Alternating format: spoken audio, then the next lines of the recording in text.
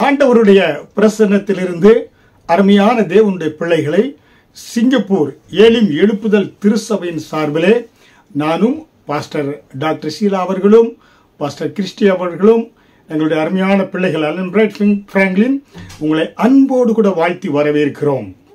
கர்த்தர் கிருபையாய் இந்த தொலைக்காட்சி ஊழியத்தை 4 வருடங்களாக கோவிட் அந்த 19 டயத்தில் இந்த ஊழியத்தை COVID-19 2019 இந்த ஊழியத்தை நாங்கள் ஆரம்பித்தோம்.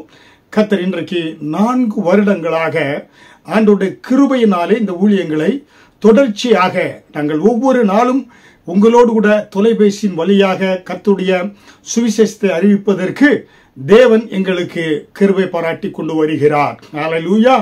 விசேஷமாக இந்த ஊழியத்தை எந்த ஸ்பான்சர்ஷிப்பும் இல்லாதபடி யாரும் இந்த ஊழியத்திற்கு எந்த நன்கொடையோ காணிக்கையோ எதுவும் இல்லாதபடி இந்த ஊழியத்தினுடைய அனைத்து தேவைகளையும் தேவன் எங்களுக்கு கொடுத்த பலத்தின் நிமித்தமாய் நாங்கள் சம்பாதிக்கிற பணத்தின் மூலமாய் இந்த ஊழியத்தை செய்வதற்கேற்ற பலனையும் கிருபையும் கர்த்தர் அளவில்லாமல் கொடுத்து கொண்டு வருகிறார்.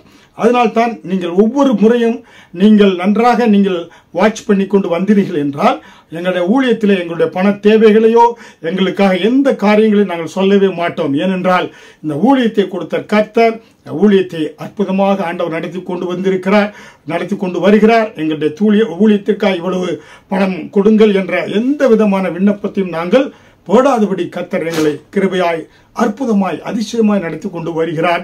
நாங்கள் கடல் கடந்து இந்த செய்திகள் உலகத்திலே ஜாய் டிவியின் மூலமாக உலகமெங்கும் இந்த செய்திகள் பரவி கொண்டிருக்கிறது. கர்த்தர் எங்களுக்கு கிருபை பாராட்டினார். ஹல்லேலூயா. கடந்த தொடரில் கூட நாம் எல்லாவற்றையும் இழந்து போனதை திரும்ப பெற நாம் வந்து நிற்க வேண்டிய இடம் தேவனுடைய சமூகமே, தேவனுடைய பிரசன்னமே என்று தாவீதுடைய வாழ்க்கையிலே அவன் எல்லாவற்றையும் இழந்து போன ஒரு நிலைமையிலே அவன் வந்து நின்ற இடம் கர்த்தருடைய சமூகம். கர்த்தர் அவனுக்கு இழந்து போன எல்லாவற்றையும் அமலேக்கர் எல்லாவற்றையும் அள்ளிக்கொண்டு சென்றார்களே, அந்த தண்டை பின்தொடர்ந்து கொண்டு சென்று தாவீது எல்லாவற்றையும் திருப்பிக் கொண்டான் என்று பார்த்தோம். ஹல்லேலூயா. அதனாலே ஒரு தனிப்பட்ட ஒரு மனிதனுடைய வாழ்க்கையிலே அவனுடைய வழிகள் சரியில்லாத பொழுது, கர்த்தருக்கு பிரியமாய் இல்லாத பொழுது, அவனுடைய வாழ்க்கை தடமாறி செல்கின்ற பொழுது அவன் அநேக ஆபத்துக்களை சந்திக்க நேரிடும். ஹல்லேலூயா. அதனால் தான் தாவீதுடைய வாழ்க்கை வேஷதாரியை போல அந்நியர்கள் மத்தியிலே அவன் பெலிஸ்தேர் மத்தியிலே போய் வாசம் செய்ததினாலே அவனுக்கு விரோதமாய் அமலேக்கர் எழும்பி வந்து மனைவி பிள்ளைகள் சொத்து எல்லாவற்றையும் அவர்கள் ஆடு மாடு எல்லாவற்றையும் என சுருட்டி கொண்டு சென்று விட்டார்கள். ஒரு மனிதனுடைய வாழ்க்கையிலே அவனுடைய வழிகள் சரியில்லாத பொழுது அவன் ஆபத்தை நெருங்கி கொண்டிருக்கிறான். அவனுடைய ஆபத்துக்கு வாசல்களை திறந்து விடுகிறான். அவன் ஆபத்தை சந்திக்கக்கூடியவனாக மாறுகிறாள் என்று நாம் பார்க்கிறோம். ஹல்லேலூயா. அதனாலே நம்முடைய வாழ்க்கையிலே நீங்கள் எப்படிப்பட்ட காரியத்தில் உங்கள் வாழ்க்கையில எல்லாவற்றையும் இழந்திருந்தாலும் அதை எல்லாம் திருப்பி தருவதற்கு கர்த்தராகிய இயேசு கிறிஸ்து நல்லவராகவே இருக்கிறார். ஹல்லேலூயா. அதனால் தான் தேவனுடைய பிள்ளைகளே, உங்க வாழ்க்கையில ஒருவேளை நீங்க இழந்த எல்லாவற்றையும் பொருளை இழந்திருக்கலாம், செல்வத்தை இழந்திருக்கலாம், சரீரத்தினுடைய சுகத்தை நீங்க இழந்திருக்கலாம், குடும்பத்தை இழந்திருக்கலாம், கணவன் மனைவி இழந்திருக்கலாம், மனைவி பிள்ளையை நீங்க இழந்திருக்கலாம். ஆனால் எல்லாவற்றிலும் கர்த்தர் உங்களுக்கு தேவையானதை கர்த்தர் திரும்பி தரக்கூடியவராக இருக்கிறார். ஹல்லேலூயா. அதனாலே ஒருவேளை வாலிப தம்பியே தங்கையே, நீ உன்னுடைய வாழ்க்கையிலே உன்னுடைய கற்பை இழந்திருந்தா அதை நீ திரும்பி பெற்றுக்கொள்ள முடியாது. ஹல்லேலூயா. அதனால் தான் வாலிப தம்பி தங்கைகளுக்கு நான் அவருடைய கால்களை பிடித்து கேட்பது, உன்னை நீ சுத்தவானாக நீ காத்துக்கொள் என அது என்று அப்போஸ்தலனாகிய பவுல் சொல்கிறார். 1 தீமோத்தேயு 5வது அதிகாரம் வசனம் 22 உன்னை சுத்தவனாக காத்துக்கொள். ஹல்லேலூயா. நம்மை நாமே காத்துக்கொள்ளக்கூடிய ஒரு பொறுப்பை தேவன் நம்மிடத்தில் கொடுத்திருக்கிறார். ஆண்டவர் மேல நாம் பழியை செலுத்தக்கூடாது. கர்த்தர் நாம் நல்லது எது கெட்டது என்பதை கர்த்தர் அந்த நமக்கு சுய விருப்பத்தை கர்த்தர் கொடுத்திருக்கிறார். அதனால் தான் ஏதேன் தோட்டத்திலே ஆதாம் ஏவாளுக்கு ஆண்டவர் நல்ல கனிகளை வைத்திருந்தாரு, ஜீவ விருட்சத்தின் கனியை வச்சிருந்தாரு. அப்ப ஆண்டவர் சொன்னாரு பாத்தீங்களாக்கா, நன்மை தீமை அறியத்தக்க அந்த கனியை புசிக்க வேண்டாம் என்று சொன்னாரு. ஆனால் அவர்கள் என்ன செய்தாங்க பாருங்க, அதை விளக்காதபடி அதை புசித்தாங்க. அப்ப கர்த்தர் நமக்கு முன்பாக நன்மையும் வைத்திருக்கிறாரு, தீமையும் வைத்திருக்கிறாரு. அப்ப நம்மை நாமே சுத்தமானாக காத்துக்கொள்ள வேண்டும் என்றால் அசுத்தமான உலகம் இந்த உலகத்தில் இருக்கிறது. இந்த உலகம் சாத்தானின் கையில் இருக்கிறது. இந்த உலகத்தினுடைய அதிபதியாக சாத்தான் இருக்கிறான். அதனாலே நாம் என்ன செய்ய வேண்டும் என்றால் இந்த அசுத்தமான உலகத்திலே தேவனுடைய கிருபையினாலே இயேசு கிறிஸ்துவை நம்ம சார்ந்து கொண்டு பரிசுத்த ஆவியானவரை சார்ந்து கொண்டு அவருடைய அந்த கிருபையினாலே இந்த நம்மை நாமே சுத்தமானாக காத்துக்கொள்ள வேண்டும். ஹல்லேலூயா. அதனாலே இயேசு கிறிஸ்துவை சொந்த இரட்சகராய் ஏற்றுக்கொள்ளாத யாராக இருந்தாலும் உங்களுக்கு நாங்கள் சுவிசேஷத்தின் நற்செய்தியை அறிவிக்கிறோம். நீங்கள் இயேசு கிறிஸ்துவை சொந்த இரட்சகராக ஏற்றுக்கொள்ளுங்க. நீங்க எப்படி என்றால், நான் சொல்கிறதை நீங்க அறிக்கையிட்டால் என்ன அறிக்கையிட வேண்டும்? இயேசு கிறிஸ்துவே, இந்த உலகத்தில் எனக்காக நீர் வந்தீர், என் பாவங்களை சுமந்து சிலுவையிலே நீர் சுமந்து மரித்து அடக்கம் செய்யப்பட்டு மூன்றாம் நாள் உயிரோடு எழும்பினீர், நீரே உலக இரட்சகர், நீரே என்னுடைய இரட்சகருமாய் இருக்கிறீர் என்று வாயினாலே நீ அறிக்கை செய்கிறீர்கள் என்ற பொழுது நீங்க என்ன செய்யறீங்கன்னாக்க தேவனுடைய பிள்ளையாய் மாறுறீங்க. நீங்க அது மட்டுமல்ல, உங்களை சுத்தமானாக காத்துக் கொள்வதற்கு அந்த பரிசுத்த ஆவியானவர் உங்களுக்கு உதவி செய்யக்கூடியவராய் இருக்கிறார். அதனால் தான் 1 யோவான் 5வது அதிகாரம் வசனம் 18 தேவனால் பிறந்த எவனும் பாவம் செய்யான் என்று அறிந்திருக்கிறோம். வேத வசனம் சொல்கிறது, தேவனால் பிறந்தாத்தான் நீங்க பாவத்தை மேற்கொள்ள முடியும். பாவம் செய்யாதபடி பரிசுத்த ஆவியானவர் உதவி செய்வார். அதனால தான் இயேசுவை சொந்த இரட்சகராய் ஏற்றுக்கொண்டு நீங்க அவருடைய பிள்ளையாய் மாறுகின்ற பொழுது, தேவனால் பிறக்கப்படுகின்ற பொழுது 2 கொரிந்தியர் 5வது அதிகாரம் 17 என்ன சொல்லப்பட்டிருக்கிறது? என ஒருவன் கிறிஸ்துவுக்குள் இருந்தால் புதிய சிருஷ்டியாய் இருக்கிறான், பழையவன் எல்லாம் ஒளிந்து போயின என்று பார்க்கிறோம். இப்ப பழைய மனிதன் எல்லாவற்றையும் நீ ஒளிந்து போகும்படியாக உங்களை தேவனால் பிறக்க வேண்டும். இயேசு கிறிஸ்துவை சொந்த இரட்சகரை ஏற்றுக்கொண்டு ரட்சிக்கப்பட்டு ஞானஸ்நானம் எடுக்கின்ற பொழுது தேவனால் பிறந்த பிள்ளையாக நீங்க மாறுறீங்க, புதிய சிருஷ்டியாய் மாறுறீங்க.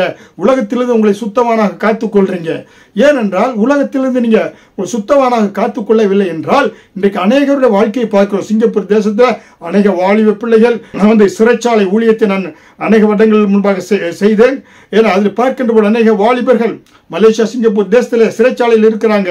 போதைப் பொருள்களுக்கு அடிமையாகி போதை கஞ்சாக்களை விற்று சிறைச்சாலையில் இருக்கிறாங்க. காரணம், அவங்க இந்த உலகத்தின் அதிபதியை தேர்ந்தெடுத்து உலக காரியங்களில் சிக்கி கொண்டாங்க. அவங்க இயேசுவை அறியாதபடி புதிய சிஷ்டியாய் மாறாதபடி தேவனால் பிறக்காதனால இந்த உலக காரியங்கள் சிற்றின்பங்களை சிறைச்சாலையில் வாடுறாங்க. அதனால வாலிப தம்பியை தங்கையே, உன்னை நீ சுத்தமான காத்துக்கொள்ளவில்லை என்றால் உன்னுடைய இப்பொழுது இருக்க வாழ்க்கையும் எதிர்கால வாழ்க்கையும் கண்ணீரின் வாழ்க்கையாய், கவலையின் வாழ்க்கையாக, ஒரு வெற்றி வாழ்க்கை இல்லாதபடி நீ உன்னுடைய நாட்களை உன்னை பெற்றவர்கள் கண்ணீர் விட வேண்டியதாக இருக்கும். உனக்காக தேசம் நல்ல வாலிபனை இழந்திருக்கிறது, வாலிபன் இந்த தேசத்தை தலைவராக வந்திருக்கலாமே, சிறைச்சாலையில் கிடக்கிறார் என்று தேசம் உன்னை குறித்து வருந்த வேண்டியதாக இருக்கும்.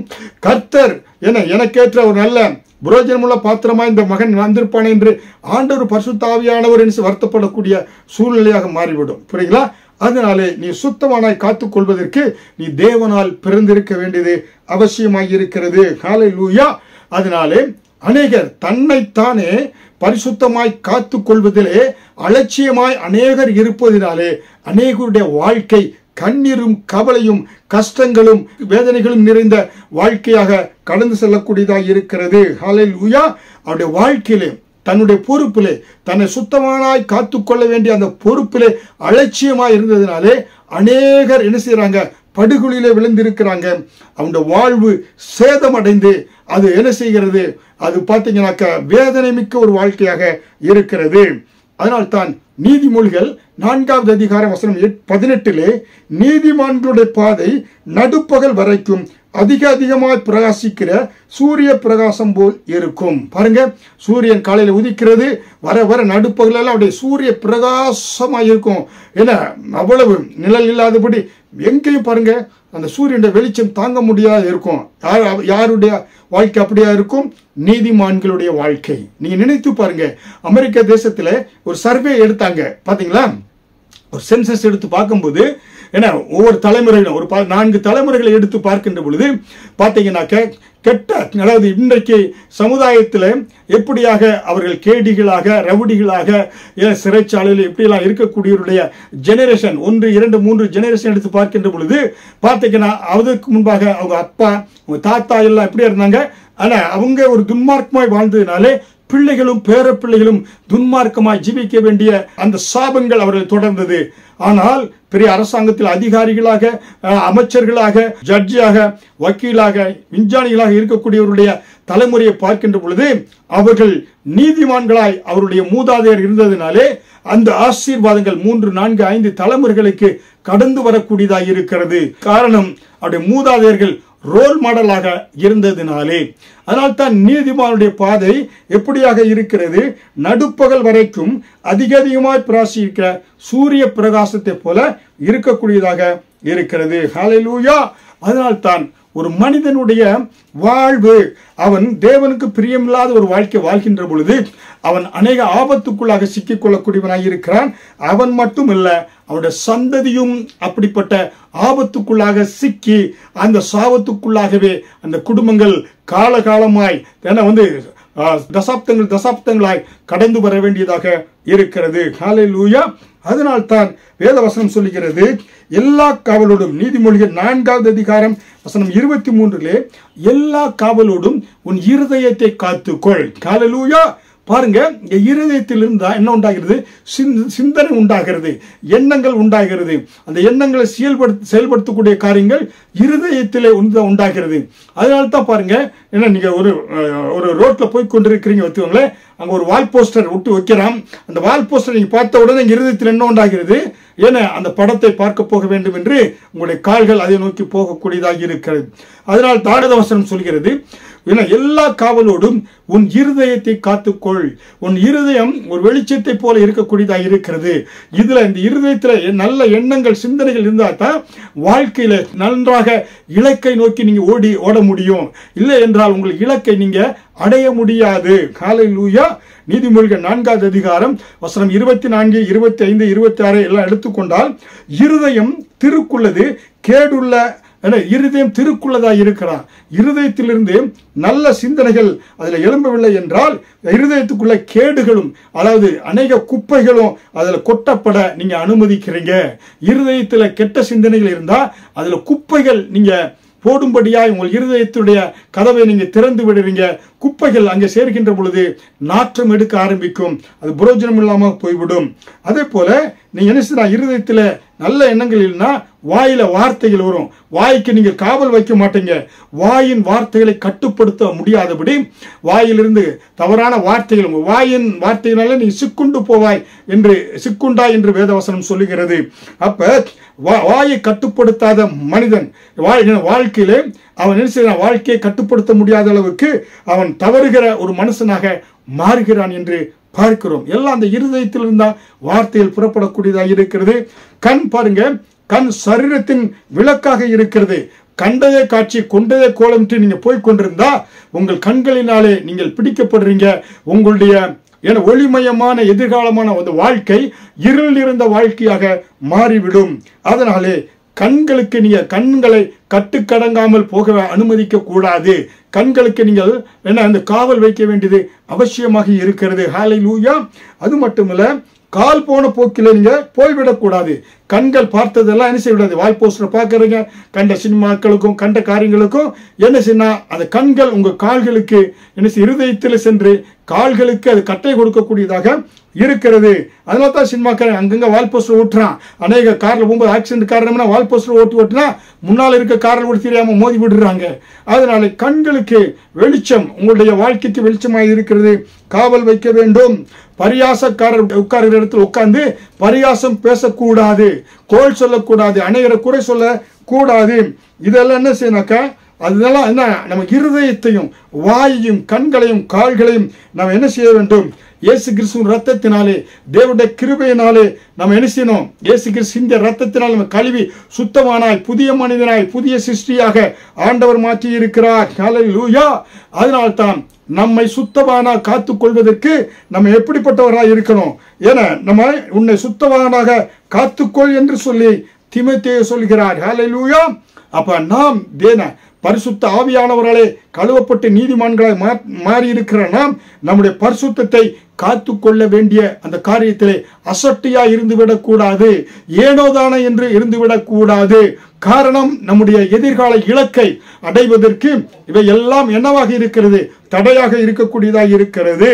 அது மட்டுமல்ல, 1 தீமோத்தேயு 5வது அதிகாரம் வசனம் 22 அப்போஸ்தலனாகிய பவுல் தீமோத்தேயுக்கு எழுதுகின்ற பொழுது, மற்றவர்கள் செய்யும் பாவங்களுக்கு உடன்படாதே. ஹல்லேலூயா. பாருங்க, நாம் பாவம் செய்ய தேவையில்லை. மற்றவர்கள் செய்யும் பாவங்களுக்கு உடந்தையாக இருந்தோம் என்றால் நாமும் பாவியாக இருக்கிறோம். நாம் பாவம் செய்ய வேண்டியது கிடையாது. ஒரு திருடன் உன்னுடைய நண்பன் திருட செல்கிறான் என்றால் நீ அவனோட போற, நீ திருடல, அவன் திருடுறான் என்றால் நீயும் அந்த திருட்டுக்கு உடந்தை உள்ளவனாக இருக்கிறாய். அரசாங்க சட்டம் உன்னையும் சேர்த்து அரெஸ்ட் பண்ணும். ஹல்லேலூயா.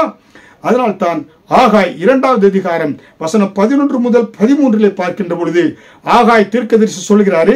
2வது அதிகாரம் வசனம் 11வது வசனம் முதல் 13 தமிழ் வேதாகம் புத்தகத்திலே 1091வது பக்கத்தில் நீங்க பார்த்தீர்கள் என்றால், ஒருவன் தன் வஸ்திரத்தின் தொங்கலிலே பரிசுத்த மாமிசத்தை கொண்டு போகையில் தன் வஸ்திரத்தின் தொங்கல் அப்பத்தையாகிலும் சாதத்தையாகிலும் திராட்சை ரசத்தையாகிலும் எண்ணெயாகிலும் மற்ற எந்த போஜன பதார்த்தத்தையாகிலும் தொட்டால் அது பரிசுத்தமாகுமோ என்று நீ ஆசாரியரிடத்தில் வேத நியாயத்தை பற்றி கேள் என்று சேனைகளின் கர்த்தர் சொல்கிறார். ஆகாய் தீர்க்கதரிசி சொல்கிறாரு, ஒரு பரிசுத்தமானது மற்றவற்றில் சாதத்திலோ இல்லை எண்ணெயிலோ மற்ற என்ன போஜனத்திலோ பட்டா அது பரிசுத்தமாகுமா என்று போய் வேதக்காரன்ட்ட நீ வேதத்தை சொல்லக்கூடிய அந்த நியாய பிரமாணத்தை போதிக்கக்கூடிய கேள் என்று தேவன் சொல்கிறான். அதற்கு ஆகாய் 2வது அதிகாரம் வசனம் 13 பிணத்தால் தீட்டுப்பட்டவன் அவைகளில் எதையாகிலும் தொட்டால் அது தீட்டுப்படுமோ என்று ஆகாய் பின்னும் கேட்டான். அதற்கு ஆசாரியர்கள் பிரயுத்தரமாக தீட்டுப்படும் என்றார்கள். பிணத்தை தொட்டவன் மற்றதை தொட்ட பரிசுத்தமானதை தேவனுக்கு படைக்கப்பட்ட மற்ற எல்லா பரிசுத்தமான தொட்டா தீட்டை அவன் தொட்டதினாலே, பிணத்தை தொட்டதினாலே, தீட்டான காரியங்களை தொட்டதினாலே அந்த பரிசுத்தமானதும் தீட்டுப்படும் என்று ஆசாரியர்கள் சொல்கிறார்கள். ஹல்லேலூயா. அப்ப பாருங்க, பரிசுத்தமானது ஒன்று இன்னொன்றை தொடுகின்ற பொழுது அது பரிசுத்தமாக மாறாது. ஆனால் தீட்டானது பரிசுத்தமானதை தொடுகின்ற பொழுது அந்த பரிசுத்தமானது தீட்டாக மாறும். ஹல்லேலூயா. பாருங்க, ஒரு தீய நண்பனோடு நீ அவன் செய்கிற பாவங்களுக்கு உடன்பட்டாய் என்றால் நீ என்ன செய்கிறாய்? நீயும் தீட்டுப்படுவாய் என்று வேதவசனம் சொல்கிறது. அதனாலே இந்த உண்மை உணராதபடி அநேகர் அலட்சியமாய் இருப்பதினாலே தன்னுடைய வாழ்க்கையை ஜீவனத்தை நஷ்டப்படுத்துகிறார்கள். நண்பர்களோடு சென்று அவர்களும் என்ன செய்யறாங்க? சிறைச்சாலைக்கையும் அந்த குற்றங்களிலே அவர்களும் சம்பந்தப்படக்கூடியவர்களாக மாறுகிறார்கள். சங்கீதம் 50வது அதிகாரம் வசனம் 18 நீ திருடனை காணும் போது அவனோடு ஒருமித்து போகிறாய் என்று சொல்கிறார். பாருங்க, வேதவசனம் திருடனை காண்கின்ற பொழுது நீங்க பஸ்ல போறீங்க, உங்களுக்கு முன்னால இருக்கிற ஒருத்தன் பிட் பாக்கெட் அடிக்கிறான், அடுத்தவங்க பாக்கெட்லோ பேக்கில் இருந்தோ பணத்தை அவன் எடுக்கிறானா, நீங்க பார்த்து கொண்டு இருந்து சத்தம் விடாம அதை எச்சரிக்காம இருந்தீங்கன்னா அந்த திருடனுக்கு நீங்க உதவி செய்யக்கூடியதா மாறுறீங்க. நீங்க ஐயோ பர்சு பத்திரம் ஒன்னு திருடுறான் பத்திரமா இருக்குன்னு நீங்க குரல் கொடுக்கவில்லை என்றால் அந்த திருடனை நீங்க என்ன செய்றீங்க? காணும் போது அவனுக்கு நீங்க ஒருமித்து போகிறீர்கள் என்று வேதவசனம் சொல்கிறது. ஹல்லேலூயா. பாருங்க, ஒரு நண்பன் அவன் வாழ்க்கையில ஊரை சுற்றி கொண்டு காதலிக்க போறான்னா நீங்க காதலிக்க போல, ஆனா அவனோடு துணைக்கு போறீங்க என்றால் நீ இருப்பா நான் காவல் காக்கிறேன்னு சொன்னா நீங்களும் என்ன செய்றீங்க? அந்த குற்றத்திற்கு உடந்தவர்களாக மாறுகிறீர்கள். ஹல்லேலூயா. அதனால அறிந்தோ அறியாமலோ இன்னொருவர் செய்கிற குற்றத்திற்கு நீங்க கூட செல்கின்ற பொழுது நீங்களும் என்னவாகிறீங்க? குற்றவாளிகளாக மாறுறீங்க. வேதத்தில் பார்க்கின்ற பொழுது யோவான் ஸ்நானகரை நாம் பார்க்கின்ற பொழுது அவன் யோவான் ஸ்நானகன் தவறை தன் தலை போனா கூட தவறை சுட்டி காட்டக்கூடியவனாக இருந்தான் என்று சொல்லி மார்க்கு 6வது அதிகாரம் வசனம் 18 யோவான் ஏரேதுவை நோக்கி பாருங்க, யோவான் ஸ்நானகன் ஏரேது ராஜாவை நோக்கி, நீர் உம்முடைய சகோதரன் மனைவை வைத்துக் கொள்வது நியாயம் அல்ல என்று சொல்லி அவன் ராஜாவை பார்த்தேன். அவன் கேள்வி கேட்கக்கூடியவனாக யோவான் ஸ்நானகன் இருந்ததினாலே மார்க்கு 6வது அதிகாரம் 28 அவனுடைய தலை சிரச்சேதம் பண்ணினார்கள் என்று பார்க்கிறோம். ஹல்லேலூயா. பாருங்க, பரிசுத்தமாய் வாழ்வதற்கு தன் உயிரே போனால் கூட யோவான் ஸ்நானகன் பயப்படாதபடி அந்த தவறை சுட்டி காண்பித்தான் என்று பார்க்கிறோம். ஹல்லேலூயா. அதனாலே உங்களை உலகம் அங்கீகரிக்கிறதோ அங்கீகரிக்கவில்லையோ, பரலோகம் பரிசுத்த தேவன் உங்களை அங்கீகரிக்க வேண்டும். உன்னை சுத்தமானாய் காத்துக் கொள்வதற்கு பரிசுத்த தேவன் உங்களை அங்கீகரித்தா போதும். உலகம் அங்கீகரிக்க வேண்டும் என்பதற்காக உலகத்தோடு ஒற்று வாழ்க்கை நீங்க வாழக்கூடாது. ஹல்லேலூயா. 2 தீமோத்தேயு 1வது அதிகாரம் வசனம் 14 என்ன சொல்லப்பட்டிருக்கிறது? நமது பரிசுத்தத்தை பரிசுத்த ஆவியானவர் பலத்தோடு கூட காத்து கொள்ள வேண்டும். நாம பாதுகாத்துக் கொள்ள முடியாது. பரிசுத்த ஆவியான அந்த கிருபை தான் நம்முடைய பரிசுத்தத்தை மேற்கொள்வதற்கு. கிருபையில் நிலைத்திருக்கிறவன் பாவத்தில் நிலைத்திருக்க முடியுமோ என்று நம்ம பார்க்கிறோம். வேத வசனத்துல ரோமர்ல பார்க்கிறோம் 6வது அதிகாரம் காரியங்களில் பார்க்கின்ற பொழுது நம்ம பாருங்க, நம்ம என்ன செய்கிறோம்? கிருபை, தேவனுடைய கிருபையை சார்ந்து கொள்கின்ற பொழுது நம்ம என்ன செய்யலாம்? நம்முடைய பரிசுத்தத்தை நம்ம காத்துக்கொள்ள வேண்டும். 2 தீமோத்தேயு 2வது அதிகாரம் வசனம் 22 பாலிய இச்சைகளுக்கு நீ விலகி ஓடு என்று சொல்லி அப்போஸ்தலர் பவுல் தீமோத்தேயுவுக்கு சொல்லக்கூடியவராக இருக்கிறார். பாலிய இச்சைகளுக்கு விலக்கி ஓட வேண்டும். இன்றைக்கு உலகத்துல பாவத்தை என்ன செய்யறாங்க? ஒரு பாவத்தை பார்த்து அது ஒரு தீயை போல பார்த்து ஓடுவதற்கு இல்லாம பாவத்தை கைகோர்த்து பாவத்தை தண்ணீரை பருவதோல பருகி கொண்டு இருக்கிறாங்க. 1 தீமோத்தேயு 2:15 உன்னை தேவனுக்கு முன்பாக உத்தமனாக நிறுத்தும்படி ஜாக்கிரதையாக இரு. பவுல் சொல்கிறாரு, தேவனுக்கு முன்பாக உன்னை உத்தமனாய் நிறுத்தும்படி ஜாக்கிரதை உள்ளவனாக இரு என்று சொல்கிறார். 2 தீமோத்தேயு 3வது அதிகாரம் வசனம் 5 12 இப்படிப்பட்டவரை விட்டு விலகு என்று சொல்கிறார். துன்மார்க்கரை விட்டு நாம் விலக வேண்டும். இல்லை என்றால் அவர்களுக்கு திருடனுக்கு நம்ம என்ன செய்யறோம்? அதை கண்டு காணாமல் இருந்தா அவனோட கூட நம்ம ஒத்து போகக்கூடியவர்களாக இருக்கிறோம். அவனுடைய பாவத்திற்கு உடந்தை உள்ளவர்களாக இருக்கிறோம் என்று வேதம் சொல்லுகிறது. ஹல்லேலூயா. அதனாலே கர்த்தர் இந்த பூமியிலே லூக்கா 19வது அதிகாரம் வசனம் 10 படி இழந்து போன தேடவுமே ரட்சிக்கவுமே மனுஷகுமாரன் பூமிக்கு வந்து இருக்கிறார். இன்றைக்கு வாழ்க்கையில உங்க சமாதானத்தை இழந்திருக்கீங்களா? கேர்ள் ஃப்ரெண்ட் பாய் ஃப்ரெண்ட் போயிட்டு அநேகர் தன்னுடைய வாழ்க்கையோட இலக்கை என அடையாதபடி கவலைகளிலும் கண்ணீரிலும் பாவங்களிலும் விழுந்து தன்னுடைய மன நிம்மதி இல்லாதபடி மரணத்தை சூசைட் பண்ணக்கூடிய அளவுக்கு சென்று விடுகிறார்கள். ஹல்லேலூயா. அதனால அருமையான தேவனுடைய பிள்ளைகளே, மனிதன் இந்த பூமியில இழந்த காரியங்கள் எவ்வளவோ காரியங்கள் இழந்திருக்கிறான். பரிசுத்தத்தை இழந்திருக்கலாம். ஹல்லேலூயா. ஆனால் மனிதன் இழக்க கூடாத ஒரு காரியம், ஹல்லேலூயா, மனிதனுடைய வாழ்க்கையிலே இழக்கக்கூடாத ஒரு காரியம் என்னவென்றால் அவன் தேவனுடைய சமூகம். தேவனுடைய சமூகத்தை ஒரு மனிதன் இழந்து விட்டான் என்றால் அவன் வாழ்க்கையிலே எல்லாவற்றையும் இழந்து போய் விடுவான். அதனால ஒரு மனிதனுடைய வாழ்க்கை தன்னுடைய வாழ்க்கை பிரியமில்லாத பொழுது, தவறான வாழ்க்கை வாழ்கின்ற பொழுது அவன் டேஞ்சரான ஒரு ஜோனுக்குள்ளாக அவன் பிரவேசித்து விட்டான் என்று அர்த்தம். அவனை சுற்றி ஆபத்துக்கள் சூழ்ந்திருக்கிறது என்று இந்த வேதத்திலே அநேகரை குறித்து நாம் பார்க்கலாம். ஹல்லேலூயா. இன்றைக்கு ஒரு மனிதன் இழக்கக்கூடாதது என்னன்னா அவன் தேவ சமூகத்தை இழந்து போகக்கூடாது, தேவ பிரசன்னத்தை இழந்து போகக்கூடாது, தேவனுடைய உறவை விட்டு அவன் இழந்து போகக்கூடாது. உறவை இழந்து போய்விட்டான் என்றால் ஆதாம் ஏவாளை பார்க்கிறோம். அவங்க இழந்து போனது என்ன? ஆதாம் ஏவாள் ஆரம்பத்தில் முதல் இழந்து என்ன? மனிதன் மனுக்குலம் ஆரம்பத்தில் இழந்து போனது என்ன? தேவ பிரசன்னத்தை அவர்கள் இழந்து போனார்கள்.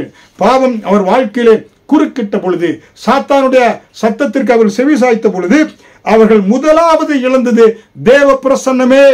மனுக்குலம் மனிதன் ஆதாம் ஏவாள் முதலிலே இழந்தது என்ன? தேவ பிரசன்னமே. ஹல்லேலூயா. அதனால்தான் பேதுரு, அப்போஸ்தலனாகிய பேதுரு சொல்கிறார் 1 பேதுரு 5வது அதிகாரம் 8 தெளிந்த புத்தி உள்ளவர்களாய் இருங்க, உங்க எதிராளான பிசாசன் யாரை விழுங்கலாம் என்று வகை தேடி சுற்றி கொண்டு திரிகிறான். ஹல்லேலூயா. கெர்ச்சிக்கிற சிங்கம் போல வகை தேடி சுற்றி கொண்டு இருக்கிறான் என்று அப்போஸ்தலனாகிய பேதுரு சொல்கிறார். 1 பேதுரு 5:8 பார்க்கின்ற பொழுது தெளிந்த புத்தியுள்ளவர் நமக்கு வேண்டும். நமக்கு ஒரு விழிப்புணர்வு வேணும். கிறிஸ்தவ வாழ்க்கையிலே அருமையான தம்பியை, தங்கையை, வாலிபனை, வாலிப பிள்ளையை, பெற்றோர்களே, ஏன்னா உங்க வாழ்க்கையில ஒரு தெளிந்த ஜீவிய வேண்டும். தெளிந்த புத்தியுள்ளவர்களாக இருக்கணும். தேவனோடு உறவாட வேண்டும். தேவனுடைய உறவை விட்டு பிரிந்து போய்விடக்கூடாது. உங்க வாழ்க்கை மட்டுமல்ல, உங்க பிள்ளைகளின் வாழ்க்கை கண்ணீர் நிறைந்த ஒரு வாழ்க்கையாய், கசப்பு நிறைந்த ஒரு வாழ்க்கையாய் பாருங்க. பார்ப்பதற்கு பசுமையாய் இருக்கும். இக்கரைக்கு அக்கறை பச்சை, மனமும் மாமிசமும் விரும்பியது போல வாழ்ந்தீர்கள் என்றால் இருதயத்தை கடினப்படுத்தி தேவனுக்கு விரோதமாய், மனைவிக்கு விரோதமாய், கணவனுக்கு விரோதமாய், பிள்ளைகளுக்கு விரோதமாய் உங்க வாழ்க்கை செஞ்சீங்கன்னா கண்ணீர் நிறைந்த ஒரு வாழ்க்கை. இதுல வெற்றியை நீங்க என்ன செய்ய முடியாது, காண முடியாது. மனிதனுக்கு செம்மையாய் தோன்றுகிற வழிகள் மரண வழிகள் என்று வேதம் சொல்கிறது. உங்களுக்கு இன்னைக்கு மகிழ்ச்சியா இருக்கலாம், உங்களுடைய இளரத்தை துடித்துக் கொண்டிருக்கலாம். ஆனால் காலத்திற்கு முன்பாக நீங்க மரித்து போய்விடுவீங்க. பிசாசானவன் பசுமையாய் காண்பிக்கிறதுல போய் விழுந்து விடாதீங்க. காலத்திற்கு முன்பாக நீங்க மரித்து போய் விடுவீர்கள். கண்ணீர் நிறைந்த ஒரு வாழ்க்கையாக மாறிவிடும். ஹல்லேலூயா. அதனாலே ஆதியிலே மனிதன் இழந்தது முதலாக இழந்தது என்ன? அவர்கள் தேவ பிரசன்னத்தை இழந்தார்கள். ஆதாமும் ஏவாளும் தேவ பிரசன்னத்தை விட்டு ஓடினார்கள் என்று நம்ம பார்க்கிறோம். அதனால் தான் ரோமர் 3வது அதிகாரம் வசனம் 23 பக்கம் 210வது பக்கம் தமிழ் வேதாகம புத்தகத்திலே ரோமர் 3வது அதிகாரம் வசனம் 23 எல்லோரும் பாவம் செய்து தேவ மகிமையற்றவர்களாகி, பாருங்க, பாவம் செய்த பொழுது தேவ பிரசன்னத்தை ஒருவன் இழந்து போய் விடுகிறான். தேவ மகிமை, அந்த குளோரி அவங்க விட்டு போய்விடுவதனால தான் அவங்க நிர்வாணிகள் என்று அறிந்து கொண்டார்கள். ஹல்லேலூயா. அதனாலே ஒரு மனிதனுடைய வாழ்க்கையிலே மிக முக்கியம் தேவனுடைய உறவை, தேவ பிரசன்னத்தை இழந்து போயிட்டுனா வாழ்க்கையில நீ எல்லாவற்றையும் இழந்து போவதற்கு சாத்தானுக்கு வாசலை திறந்து விடக்கூடியவனாக இருக்கிறாய். ஹல்லேலூயா. அதனாலே இன்றைக்கு மனு குலத்திற்கு மிக முக்கியம் என்ன? தேவ பிரசன்னம். நீ இழந்து போகாதபடி பாதுகாத்துக் கொள்ள வேண்டியது தேவ பிரசன்னம். ஆதியாகமம் 3வது அதிகாரம் 8 பகலின் குளிர்ச்சியான வேளையிலே தோட்டத்திலே உலாவுகிற தேவனுடைய கர்த்தருடைய சத்தத்தை அவர்கள் கேட்டார்கள்.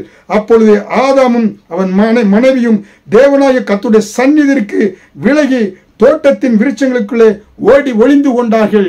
தேவ பிரசன்னத்தை இழந்து போனாங்க. கர்த்தர் பகலின் குளிர்ச்சியான வேளையிலே அவரோடு உலாவினார், நடந்தார், பேசினார். இப்பொழுது தேவன் அவரோடு உலாவும்படியாய் பேசும்படியாய் வந்த பொழுது தேவ பிரசன்னத்தை விட்டு ஓடி ஒளிந்து விருட்சங்களுக்குள்ளாக ஒளிந்து கொண்டார்கள். ஹல்லேலூயா. அதனால அந்த பகலின் குளிர்ச்சியான வேளையிலே தேவன் வந்து விட்டார் என்ற சத்தத்தை கேட்ட பொழுது கர்த்தருடைய சந்நிதிக்கு விலகி ஓடினார்கள் என்று பார்க்கிறோம். ஹல்லேலூயா. தேவனோடு உறவாடும்படியாக கர்த்தர் படைத்திருந்தார். ஆனால் தேவனோடு உறவாடும்படியாய் தேவ தூதரிலும் சற்று சிறியவனாய் தேவ சாயலில் ஆண்டவர் படைத்து அவரோடு உறவாடும்படியாய் படைத்திருந்தார்.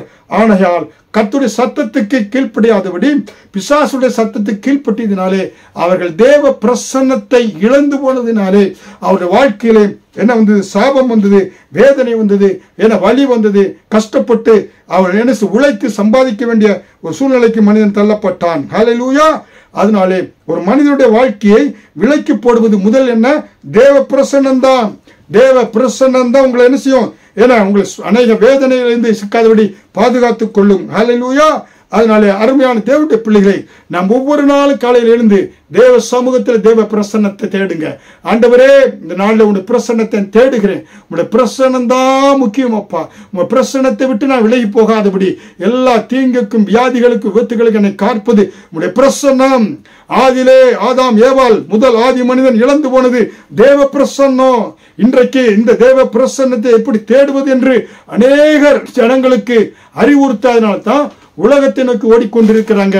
சிற்றின்பங்களை நோக்கி சந்தோஷத்தை மதுவும் மாதி தேடி ஓடிக்கொண்டிருக்கிறாங்க.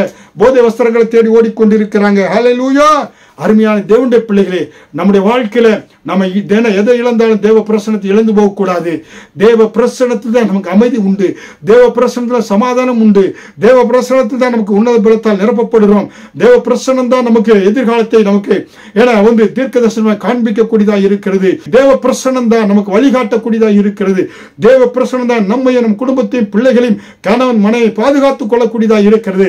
தேவ பிரசன்னத்தில் நமக்கு பலன் உண்டு, ஆரோக்கியம் உண்டு, சமாதானம் உண்டு, சந்தோஷம், ஐஸ்வர்யத்தை கொடுக்கக்கூடியதாக இருக்கிறது, ஆரோக்கியத்தை கொடுக்கக்கூடியதாக இருக்கிறது. அருமையான தேவனுடைய பிள்ளைகளை செய்தியை கேட்கிற ஒவ்வொரு பிள்ளைகளுக்கு செய்தி கேட்கிற ஒவ்வொரு பிள்ளைகளுக்காக ஜெபிக்கிறேன். ஆண்டவரே, இந்த வாரம் இந்த பிள்ளைகளுடைய பிரசன்னத்துள்ளாக பாதுகாத்து இயேசு கிறிஸ்து மூலம் ஜெபிக்கிறேன் ஜீவனுள்ள நல்ல பிதாவே, ஆமேன். அடுத்த தொடரில் உங்களை சந்திக்கிறேன். இது ஒரு தொடர் போதனையாக இருக்கிறது. எங்களுக்காக, எங்கள் ஊழியர்களுக்காக ஜெபியுங்கள். நீங்கள் பெற்ற ஆசீர்வாதங்களை எங்களோடு பகிர்ந்து கொள்ளுங்க. என கொடுக்கப்பட்டிருக்கிற தொலைபேசி மின்னஞ்சல் மூலமாய் தெரியப்படுத்துங்கள். கர்த்தர் தாமே உங்களை நிறைவாக ஆசீர்வதிப்பார். ஆமீன். கர்த்தர் உங்களை ஆசீர்வதிப்பாராக.